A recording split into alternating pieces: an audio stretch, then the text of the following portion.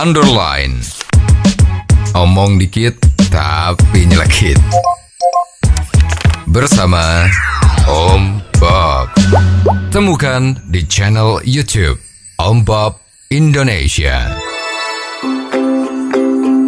Om Bob, Indonesia disebut menempati posisi pertama sebagai negara paling kompleks atau rumit untuk berbisnis. Bagaimana Om Bob menggarisbawahi masalah ini? Ya, ini kita prihatin sekali. Indonesia kok disebut posisi pertama, tetapi bukan yang paling oke, tapi yang paling kompleks urusannya. Nah, ini kan jadi, waduh gimana gitu ya. Dan dibandingkan dengan Malaysia, kalah. Kalau Indonesia nomor 1, Malaysia itu ada di nomor 9. Ya, jadi kalau dibalik secara matematik, Indonesia sama Malaysia itu nilainya baik mana? Ya, kalau terbaik itu 10, paling jelek itu 0, ya Indonesia 1, Malaysia 9. Ya kan? Kalau nilainya cuma 10 loh ya. Nah, tapi ini kan sudah memalukan. Ya.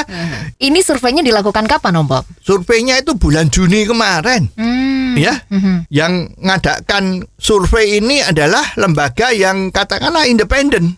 Bulan Juni kemarin. Dan itulah sebabnya Presiden sudah memikirkan dari kemarin-kemarin ini bagaimana supaya peringkat Indonesia itu jangan di peringkat yang memalukan. Sehingga bersama-sama DPR menciptakan, mengesahkan undang-undang Omnibus Law yang sekarang masih sempat geger ini. Ya, di demo-demo terus ini ya.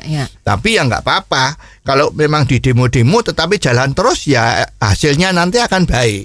Apakah selama ini memang tidak ada kebijakan yang sudah menuju ke sana Om Bob? Ya, sepertinya ada. Ya, kalau nggak salah sudah 2 tahun ini sebetulnya untuk pengajuan izin usaha itu sudah dikenal dengan OSS.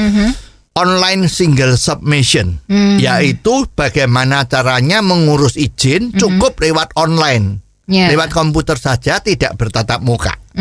Ini kelihatannya kurang memenuhi apa yang diinginkan oleh pemerintah, ya, sehingga tetap Omnibus Law itu harus dikeluarkan. Nah, ini karena dalam sistem OSS itu masih ada problem. Salah satu problemnya adalah OSS itu baru bisa jalan kalau sudah mendapatkan dalam tanda petik ya persetujuan pemerintah daerah. Ya, dengan istilah ini harus diaktifasikan oleh pemerintah daerah. Nah, ini sering-sering juga menimbulkan masih ada kekurang lancaran itu.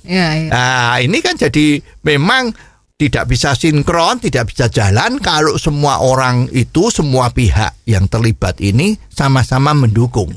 Tentu hal ini kalau disimak dari beberapa komentar-komentar dari orang yang berkompeten di bidangnya, ini mengatakan bahwa antara pusat sama daerah itu sepertinya terjadi perbedaan dalam penanganan masalah ini.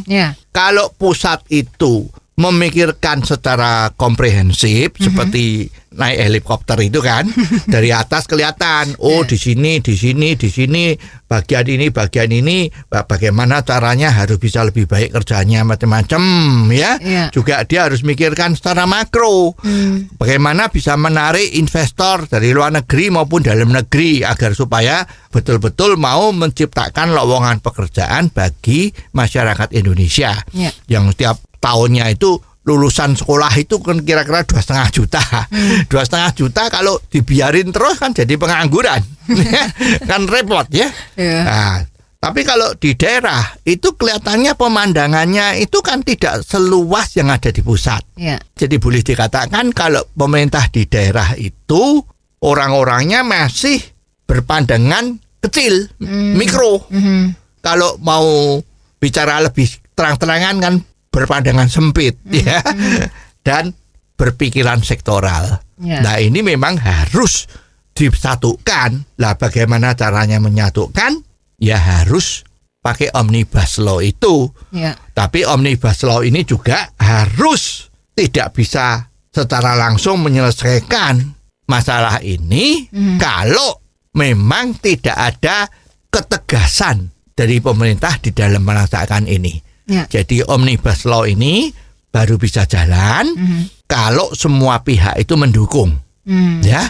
Dan kalau ini terjadi, ya insya Allah itu posisi Indonesia jangan lagi menjadi nomor 1 dalam kejelekan, tetapi diusahakan ya tidak nomor 1 lah ya. Pada step by step akhirnya menjadikan orang suka untuk berinvestasi di Indonesia.